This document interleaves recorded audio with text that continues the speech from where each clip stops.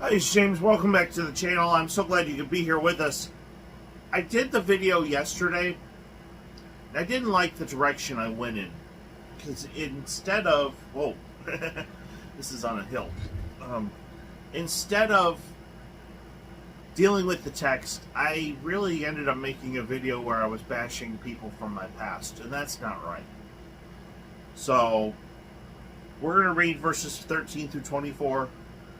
And I just want to point out for the record, if you're looking for a modern application of the text, the Pharisees were much more conservative than the Sadducees. The Sadducees, they didn't believe in the resurrection. They didn't believe in life after death.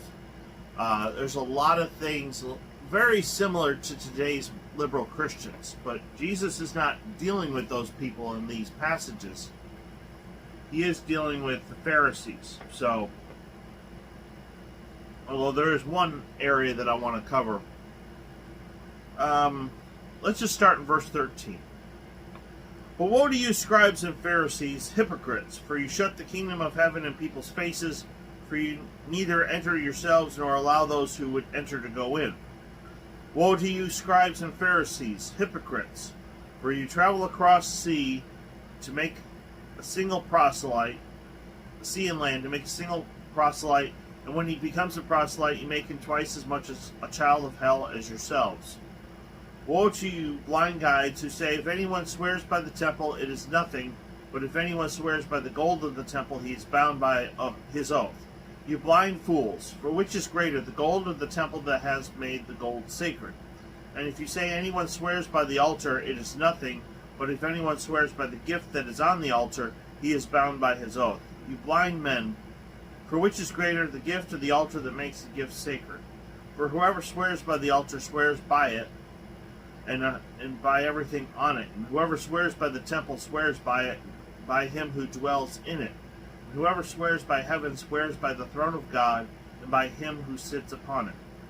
Woe to you, scribes and Pharisees, hypocrites, for you tithe mint and dill and cumin, and have neglected the weightier matters of the law, justice and mercy and faithfulness. These you have ought to have done, without neglecting the others. You blind guides, straining out a gnat and swallowing a camel. So we're going to cover those verses today. Next week we'll get into the rest of the 7 woes. Point number 1, the Pharisees made it to where they just kept adding rules. They made it harder to follow God. In my mind, I think of modern Pharisees, I would say some televangelists. Not all, but some. They talk about sowing a seed, and you've got these poor people who are giving to these ministries, and the televangelist lives in a big mansion, and these people live in a shack. It's just not right. They talk about asking for healing, but if you don't get healed, it's your fault because you didn't have enough faith. You could try to justify that comment with Scripture, but I don't believe you're actually fulfilling Ephesians 4:15, which says we're supposed to speak the truth in love. It's just, and he'll get into it more later on, where he's talking about how you do what they say, but not what they do, because they don't actually practice what they preach. As a Christian, we're supposed to be giving and kind and compassionate. Some televangelists are. Some are not. But if you're in a church that's making lots of rules on top of rules, that's not a healthy church. I knew a church, for example, that said that you couldn't wear slacks, or you were supposed to wear slacks or dress pants. You couldn't wear jeans to come to church.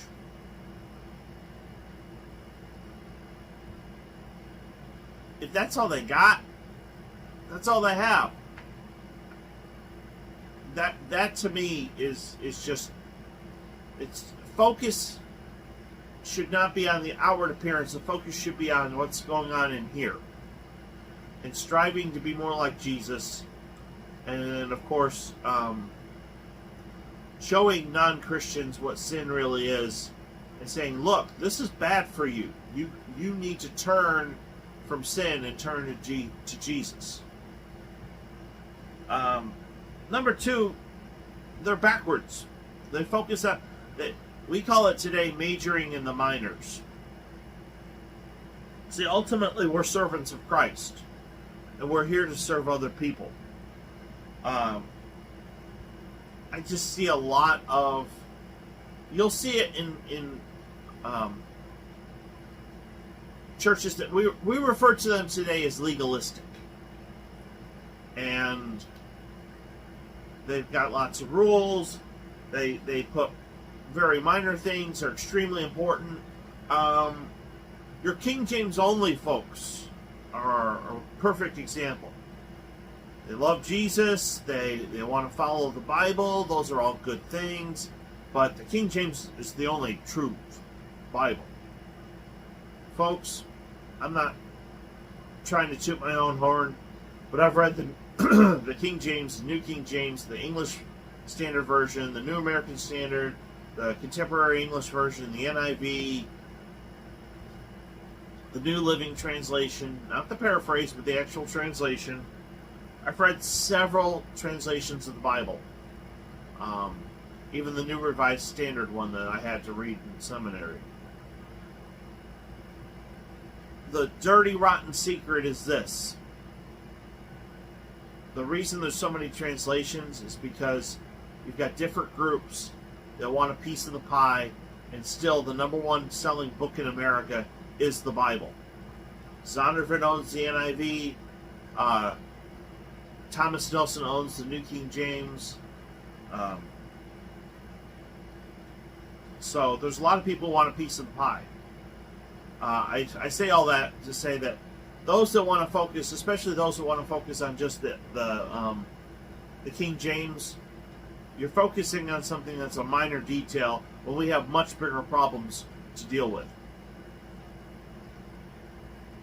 Excuse me, I need something to drink. Number three, we need to focus on justice and mercy. In some cases, and this does take a swipe at liberal Christians here in America, what about justice for the unborn? What about justice? What about mercy for the babies? If you're actually advocating reproductive rights, and you're claiming to be a follower of Christ, you need to check yourself. Now, I know for a fact that most modern adults don't wait until they get married to have sex. We're supposed to have self-control. That's a fruit of the Spirit. But I would rather see people use birth control and not conceive until they get married, as opposed to going out and getting pregnant and then going and having an abortion. So that's just, if you're a follower of Christ, you want to be a voice for the voiceless. You want to be, it's just wrong. You want to see justice for the unborn. Now, I would also say we need justice for the ordinary church members. There's some people, they get hurt by going to church. Excuse me, I need to take a drink. And so they get their feelings hurt. Instead of working it out with the people that offended them, they just leave and they decide, well, I'll just watch church on television. And they get sucked into the vortex of these televangelists who are constantly asking for money It's wrong. Now, do I believe that God will bless people? Yeah, I do. I also believe that God blesses people so that we can be a blessing to others. If you preach and promote a prosperity message so that you can get rich and you have no intention of helping others, that's sin. That's greed. That's selfishness. So I've said on this channel before, if you're going to attack someone like a Joyce Meyer, you have to recognize that, number one, she's given a lot of books away. She's given a lot of Bibles away. And number three, she actually bought houses for her 4 kids.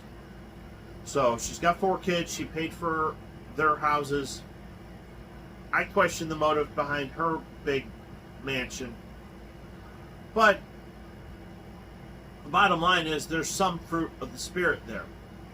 I would just say, if I was able to talk to her today, I would say, look, you know, there's a lot of need in this world, and you don't need a 6-7 bedroom mansion if it's just you and Dave. And the same goes with Kenneth Copeland. He doesn't need a big jet to fly around to preach the gospel. You can fly first class if you're worried about having some privacy.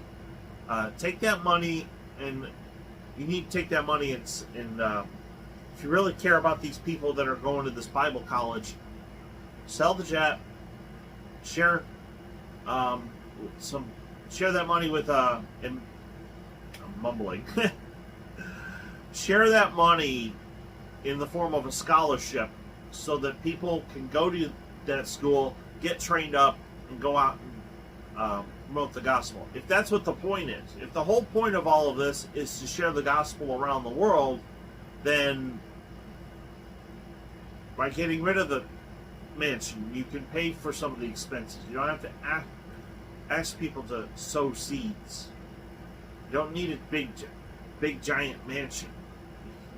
I personally am looking forward to the day when I get a nice double wide trailer, get a big plot of land,